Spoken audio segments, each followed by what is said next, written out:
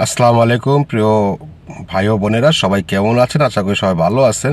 তো আপনারা ইতিমধ্যে অনেকেই কমেন্ট করছেন যে কাতার ফুড ডেলিভারি সম্পর্কে। কাতার আপনারা সাম্বাইন থেকে বুঝতেই পারছেন যে ফুড ডেলিভারি আপডেট আপনাকে দেব কাতার সম্পর্কে।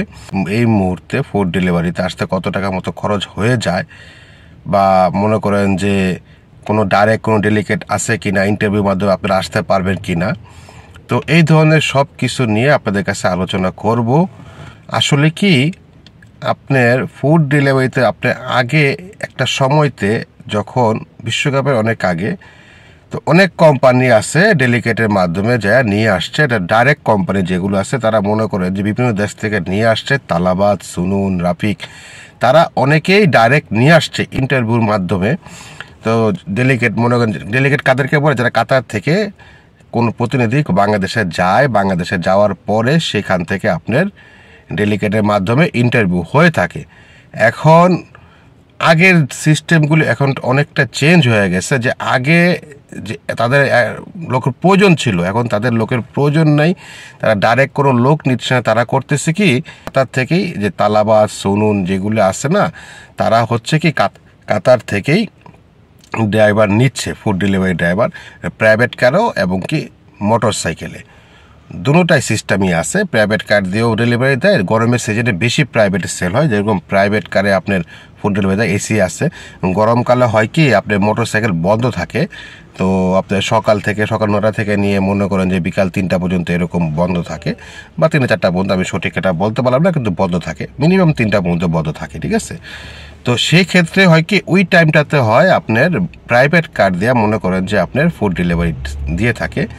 তো যারা বর্তমানে কাতারের ভিতরে আছে, যারা ড্রাইভিং জানে, তারা যোগাযোগ করে তাদেরকে 6 মাসের এনওসি, সম্পূর্ণ চেঞ্জ নেওয়ার প্রয়োজন নেই, কোম্পানি চেঞ্জ করা দরকার নেই।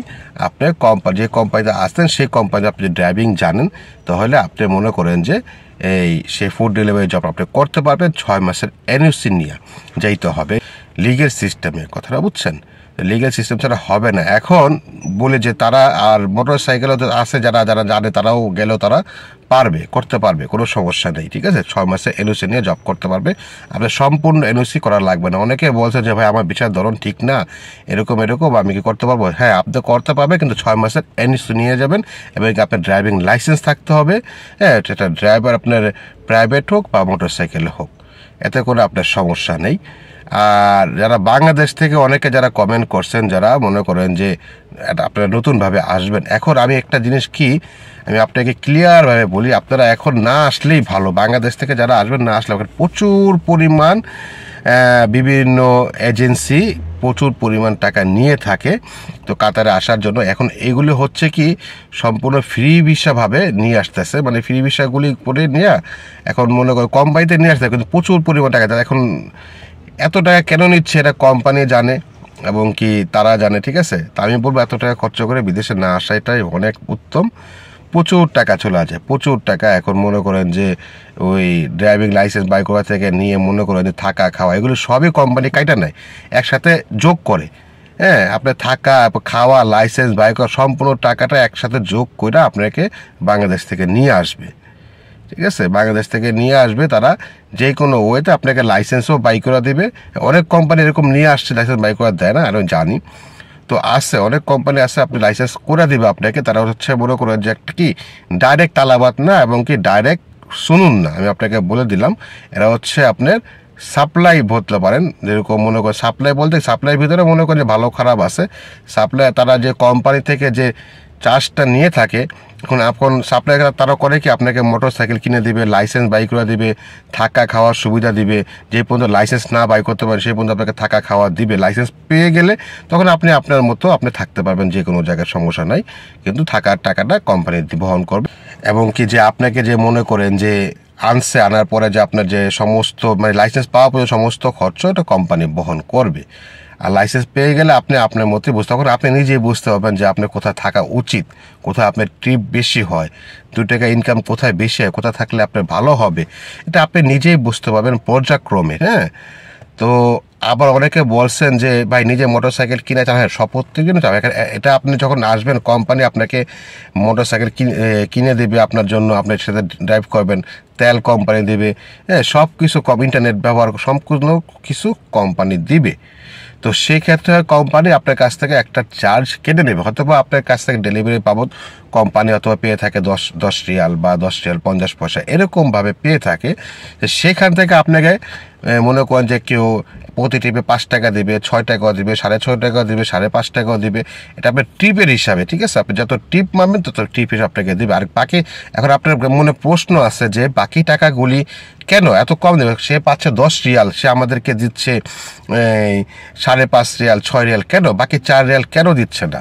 তো দেখেন, আপনাকে যে থাকার টাকা দিচ্ছে, কোম্পানি বাইক প্রোভাইড করতেছে, আপনাকে তেল দিচ্ছে, তো এইগুলি বাবদ আপনার যে একটা কস্ট আছে, সেই কস্ট অনুযায়ী কোম্পানির একটা বিভিন্ন কোম্পানি বিভিন্ন একটা সিস্টেম থাকে, বিভিন্ন একটা রুলস থাকে, সেই সিস্টেমে চলে।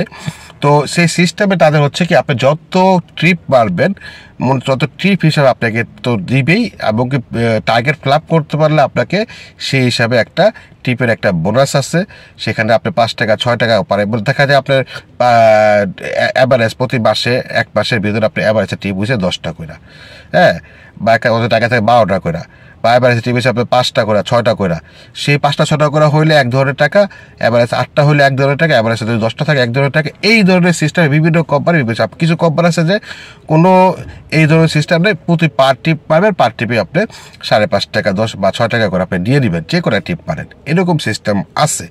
তো বিভিন্ন কোম্পানি বিভিন্ন সিস্টেম, এটা আপনাকে বললাম আমি বোঝাতে পারবো না। এখন বলি, আপনাদের অনেকে মনে প্রশ্ন যে ভাই ঠিক আছে, এই কোম্পানিগুলোতে আসতে আমার কি কি প্রয়োজন, কি কি লাগবে? এক, আপনার শিক্ষাগত যোগ্যতা লাগবে, মাস্ট বি, হ্যাঁ, আপনি ইংলিশে পড়াশোনা, আপনি এটা না জানে কিন্তু আপনারা আসবেন না। ইংলিশে আপনার রাইটিং রিডিং এবং ইংলিশে কি লেখাটা আছে সম্পূর্ণ বুঝা শুই না পড়ে আসতে হবে। অনেকে আপনাকে বলে দূর ভাই আইসা পড়েন, সমস্যা নেই, কিন্তু না, আপনি ইংলিশ মাস্ট বি জানতে হবে। ইংলিশ না জানলে কাস্টমারের সাথে কীভাবে কথা বলবেন? এখানে হচ্ছে আমরা সব হোয়াটসঅ্যাপে আপনাকে মেসেজ দিবে, সে ইংলিশে একটা মেসেজ দিল, হ্যাঁ, একটা কাস্টমার, এখানে আপনি সেই মেসেজটা আপনি কী, এটা মিনিংসটা কি, এটা তো আপনি বুঝতে হবে। আপনি যেটা না বোঝেন আপনি কীভাবে আপনি তাকে আনসারটা দিবেন, তাই না? তো এই না আনসার দেওয়ার কারণে আপনার অর্ডারগুলি ক্যান্সেল হয়ে যায়, হ্যাঁ, ক্যান্সেল হয়ে যেতে পারে।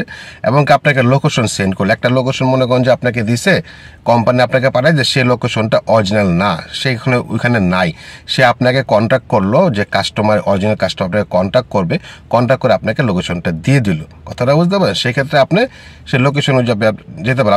আপনি যদি শিক্ষাগত যোগ্যতা না থাকে, সেই লোকেশনটা আপনি কোথায়, কোন এলাকা, বা কি বিল্ডিং নাম্বার কত, বাড়ি নাম্বার কত, জোন নাম্বার কত, এগুলি যদি আপনি না দেখেন, না বুঝেন, সেক্ষেত্রে আপনি কীভাবে যাবেন, তাই না?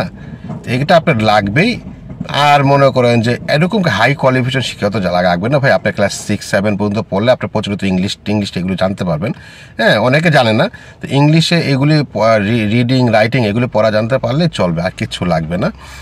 আর আসতে কত টাকা লাগে ভাই? আসতে ভাই এক এক কোম্পানি এক এক ধরনের, একটা কোম্পানি ট্রাভেলস মাধ্যমে আসে, তো অনেক ট্রাভেলস অনেক ধরনের টাকা নিয়ে থাকে।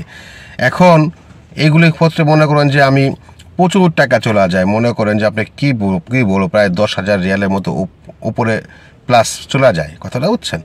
তো এত টাকা আর আপনার যদি সবচেয়ে বেস্ট পয়েন্ট, আপনি যদি বাংলাদেশে কোনো একটা ব্যবসা, ভালো ব্যবসা পান, ভালো কিছু করতে পারেন, তাহলে আপনি বিদেশে আসা প্রয়োজন নাই। কারণ আপনি এত টাকা খরচ করে আপনি আসবেন, প্রায় 5 লাখ টাকা, 4.5 লক্ষ টাকা, হ্যাঁ, এত টাকা খরচ করে আপনি আসবেন। এই আশা থেকে আপনি যদি টাকা বাংলাদেশে ইনভেস্ট করতে পারেন, আপনি যদি ভালো একটা বিজনেস করতে পারেন, হ্যাঁ, যে কোনো বিজনেস করলে আপনি প্রথমে বাধা আসবে, কাস্টমার আসবে না, অনেক কিছু হবে, ঠিক আছে?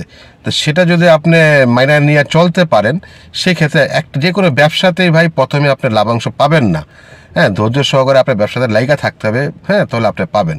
এই কারণে বললাম যে এত টাকা ইনভেস্ট করতে, বর্তমানে যে ডেলিকেট যাচ্ছে না, তো ডেলিকেট যখন যাবে আপনার তখন আসবে। তা আপনারা অনেকে আবার বলে থাকেন যে ভাই আপনি কি বিশাল ব্যবসা করেন কিনা? না ভাইয়া, আমি কোনো বিশাল ব্যবসার ভিতরে নাই, আমাকে কন্ট্যাক্ট করে কোনো লাভ নাই, ঠিক আছে? আমাকে এই ধরনের কেউ কমেন্ট করবেন না যে ভাই আপনার কাছে বিষয় আছে কিনা, দিতে পারবেন কিনা, এই ধরনের আমি কোনো কাম কাজ করি না ভাই, ঠিক আছে? আমি আপনাদের জাস্ট মনে করেন যে আইডিয়া দিয়ে থাকি, কাতার সম্পর্কে নলেজ দিয়ে থাকি টুকিটাকি করে। আমি একজন প্রবাসী ভাই, আমি একজন প্রবাসী, সাধারণ প্রবাসী, আপনি একজন প্রবাসী, এতটুকুই পরিচয়, ঠিক আছে? আপনি প্রবাসী, আমি প্রবাসী, ঠিক আছে? প্রবাসী ভাই আমি কি করি এটা কোনো ম্যাটার না, এটা কোনো সাবজেক্ট না, ঠিক আছে? তো যেটাই হোক, ভিডিওগুলো আপনারা একটু শেয়ার করবেন যাতে একে অপরে জানতে পারে, বুঝতে পারে। টিকটক ফেসবুক হলে ফলো করে পাশে থাকবেন, শেয়ার করতে ভুলবেন না। আরেকটা কথা, আর অনেকে বলছেন যে কত টাকা লাইসেন্স করতে লাগে। লাইসেন্স করতে ভাই মোটরসাইকেলের মনে করেন যে 1,500 রিয়ালের ভিতরে আপনি সম্পূর্ণ করতে পারবেন, এটা কোনো ব্যাপার না। ঠিক আছে, হ্যাঁ আপনার লাইসেন্সে বর্তমানে একটু জটিলতা আছে, সেই জটিলতাটা মনে করেন যে ঠিক হয়ে যাবে। এটা প্রতি মাসেই ভাই আপডেট চলে। এখন কি বলবো, কাতারে যে আপডেট হচ্ছে, এই যে এখন মনে করেন লিমুজিনের ড্রাইভারদের লাইসেন্স দিচ্ছে না। ঠিক আছে, তো সেক্ষেত্রে কি করবেন?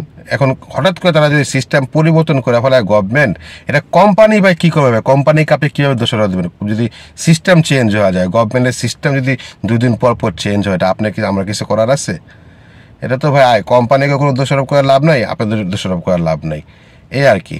তো ভালো থাকবেন, সুস্থ থাকবেন, আল্লাহ হাফেজ।